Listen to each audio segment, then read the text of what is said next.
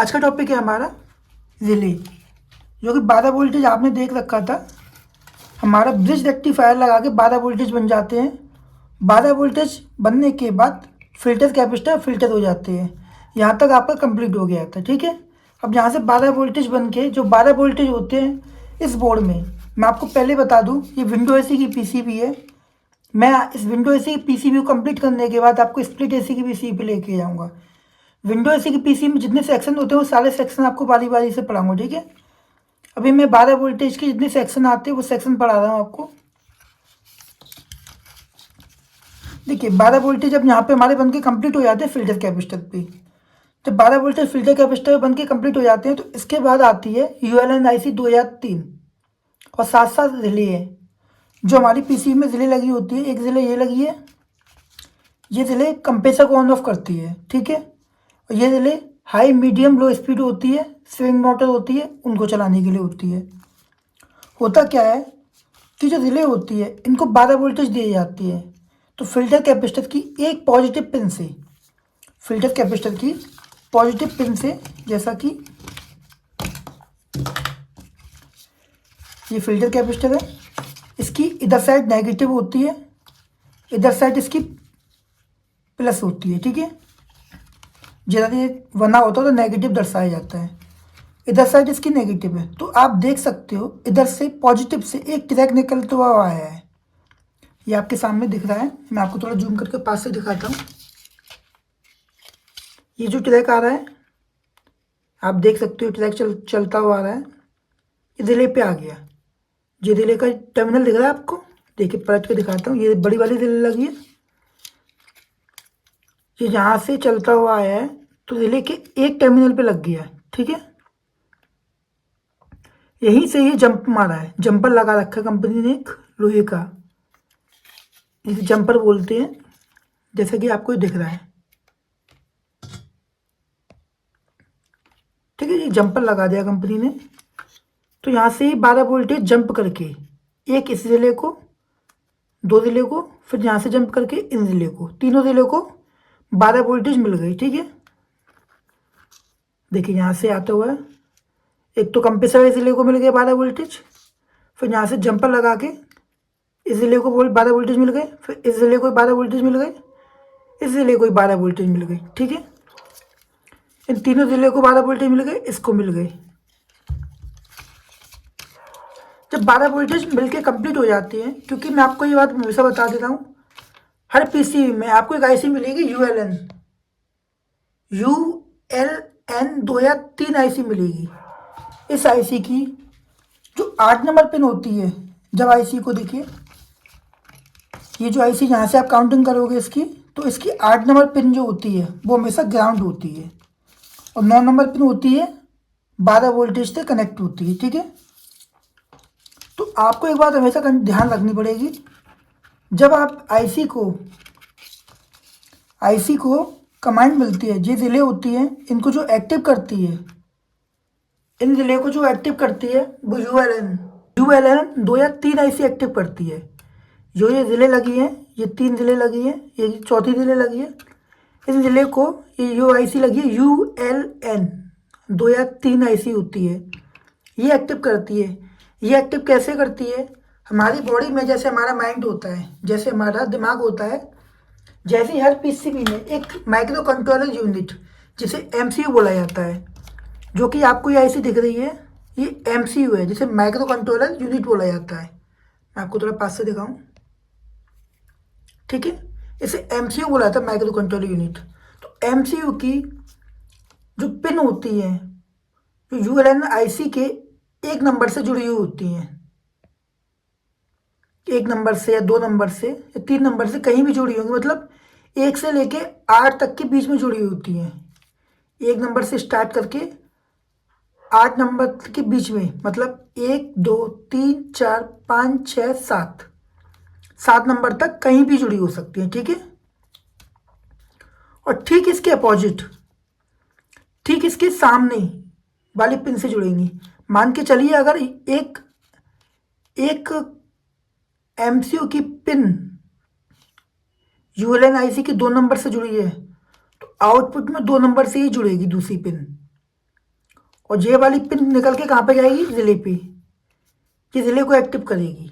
अब ये रिले को कैसे एक्टिव करेगी मैं ये आपको बताता हूँ।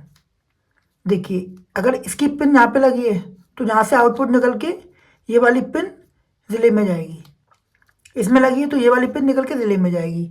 अब ये क्यों होता है, जैसा कि मैंने आपको दिखाया था, जो रिले को एक्टिव करने के लिए 12 वोल्टेज चाहिए तो 12 वोल्टेज तो मिल गए। अब इनको ग्राउंड चाहिए, ग्राउंड माइनस की सप्लाई चाहिए। अब माइनस की और प्लस की सप्लाई डायरेक्ट देती है कंपनी तो रिले डायरेक्ट हो जाएगी, हर वक्त ऑन रहेगी। हर वक्त ऑन रहेगी तो आपका एसी रिमोट से ऑन ऑफ करने का मतलब ही क्या हुआ। तो उस कंडीशन में कंपनी क्या करती है, एक माइक्रो कंट्रोलर यूनिट होता है एमसीयू, वो कमांड देता है यूएलएन 2 या 3 आईसी को। यूएलएन 2 या 3 आईसी को कमांड देता है इसकी 2 नंबर पिन पे।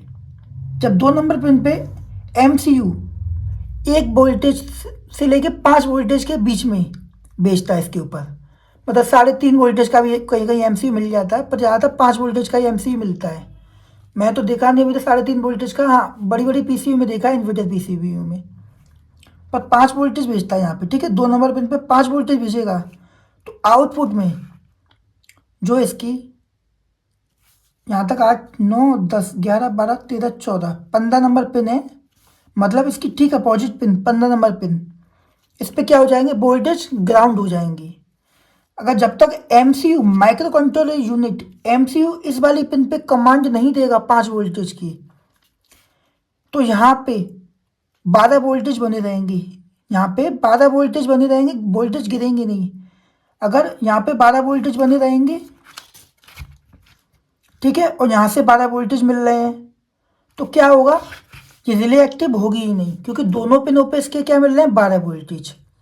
अब इसे एक तो 12 वोल्टेज मिल रहे हैं यहाँ से, ठीक है, पर इसे दूसरी पिन से क्या चाहिए, दूसरी पिन पे क्या चाहिए इसे, ग्राउंड। ग्राउंड कैसे मिलेगा, यूएलएन 2 या 3 आईसी से। अब यूएलएन 2 या 3 आईसी से कब ग्राउंड देगी, जब एमसीयू 5 वोल्टेज की कमांड देगा यूएलएन आईसी को, और ये आउटपुट में ग्राउंड वोल्टेज निकाल देगी।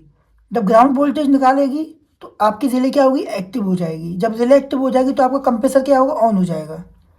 ठीक है, जो यूएलएन 2 या 3 आईसी होती है, इसकी वर्किंग क्या होती है, अगर इसके 2 नंबर पिन पे ग्राउंड मिलेगा, सॉरी 5 वोल्टेज मिलेंगे, तो 15 नंबर पिन पे क्या होगा, मतलब अगर इधर वाली 1 से लेके 7 नंबर के बीच 8 नंबर के बीच में अगर 5 वोल्टेज मिलते हैं इसको, तो इसकी जो अपोजिट वाली पिन होती है वो ऑटोमेटिक ग्राउंड हो जाती है। अगर इधर वाली 1 से लेके 8 नंबर के बीच में इसे ग्राउंड पॉजिटिव 5 वोल्ट नहीं मिलेंगे, तो इसके आउटपुट में जो पिन होती है अपोजिट में 9 से लेके 16 के बीच में, उधर क्या रहेगा, उधर 12 वोल्टेज स्टेबल रहेंगे। जैसे मैं आपको एक बार समझाऊं, ये एमसीयू लगा माइक्रो कंट्रोल यूनिट, एमसीयू ने इसके 2 नंबर पिन में 5 वोल्टेज दिए, तो इसकी जो 15 नंबर पिन है ये आउटपुट वाली, यहाँ पे क्या होंगे, यहाँ पे ऑटोमेटिक ग्राउंड हो जाएंगे। जब ये यहाँ से वोल्टेज आ जाएंगे यहाँ पे 5, तो यहाँ पे क्या होगा, ग्राउंड हो जाएगा। ग्राउंड होने से क्या होगा, जो रिले लगी है रिले एक्टिव हो जाएगी, रिले को ग्राउंड मिल जाएगा। ठीक है, अगर माइक्रो कंट्रोल यूनिट एमसीयू इस आईसी को कमांड नहीं देता है, अगर इस आईसी को यहाँ पे कमांड नहीं देता है, तो यहाँ पे 12 वोल्टेज स्टेबल रहेंगे। अगर 12 वोल्टेज स्टेबल रहेंगे तो रिले को दोनों तरफ से 12 वोल्टेज मिलेंगे। 12 वोल्टेज तब तक मिलते रहेंगे तब तक एक्टिव नहीं होगी वो, एक तरफ 12 वोल्टेज एक तरफ ग्राउंड मिलेगा, जब जाकर रिले एक्टिव होगी। ठीक है, मैं ये भी आपको कंफर्म करा दूं, देख सकते हो ये आपको दिख रहा है, ये यहाँ से सप्लाई होती हुई आई है, 12 वोल्टेज यहाँ पे मिले हैं ऐसे। ठीक है, देख सकते हो। अब रिले को एक पिन तो ये हो गई इसकी, एक पिन ये हो गई, कॉइल लगी है, कॉइल का सिरा मैंने आपको बता ही दिया था, कॉइल का सिंबल इस टाइप का होता है। एक पिन ये दी इसकी, ये पिन ये दी। अब आप देख सकते हो ये पिन जंप मार के दिख रहा है आपको, यूएलएन पे लगी है आईसी पे। ठीक है, इसको भी आप देख सकते हो, यहाँ से 12 वोल्टेज मिल गए इसे। अब ये वाली पिन देखिए, मैं आपको दिखा दूँ पलट के, ये वाली रिले दिख रही है आपको, ये वाली रिले, इस रिले का ये वाली पिन देखिए, ये वाली पिन कहाँ पे आ रही है, आईसी पे। आईसी पे आ रही नहीं आ रही है, ठीक है। अब आईसी का पलट के दिखा दो कितनी नंबर पे नहीं देख सकते हो आप। ये है आपकी 1 2 3 4 5 6 7 8 9 10 11 12 13 नंबर पिन है आपकी ये, ठीक है। 13 नंबर पिन है ये आपकी, ठीक है। अब मैं आपको इधर से भी दिखा देता हूँ। 1 2 3 8 8 ना आता होगा, 9 10 11 12 13 ये वाली है, ये वाली पिन है। और आप आईसी का नंबर देख सकते हो, ULN 2 या 3 आईसी है, ठीक है। 13 नंबर पिन है, ठीक है। इसकी अब अपोजिट में गिनाऊं, देखो आपको 13 नंबर पिन है,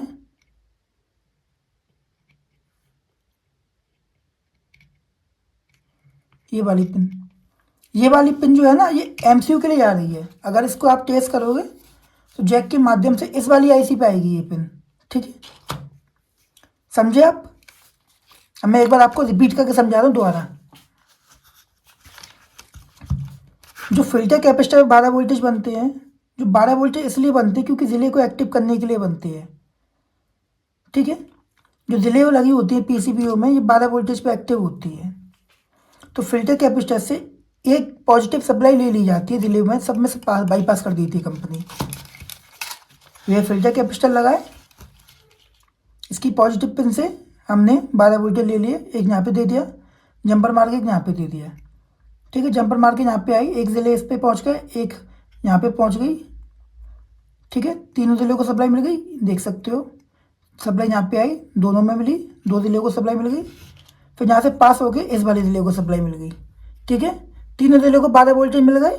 अब इस जिले को एक्टिव होने के ग्राउंड चाहिए, तो आप देख सकते हो इस जिले का पॉजिटिव तो मिल गया इनको। अब माइनस वाला कहाँ से मिलेगा? ULN 2 या 3 से, ठीक है। इस जिले का कहाँ से मिलेगा? ULN 2 या 3 से, देख सकते हो आप। इस जिले का कहाँ से मिलेगा? ये 2 या 3 पे, बिल्कुल ट्रैक आईसी पे आए हैं।